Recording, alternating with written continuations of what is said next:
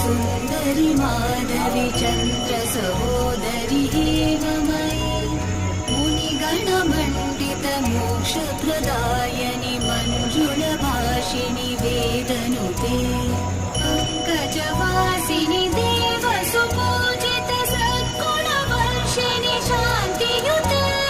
जय जय हे मधुसूदन कामिनि आदिलक्ष्मि जय पालय माम् जय जय हे मधुसूदन कामिनि आदिलक्ष्मि जय पालय माम्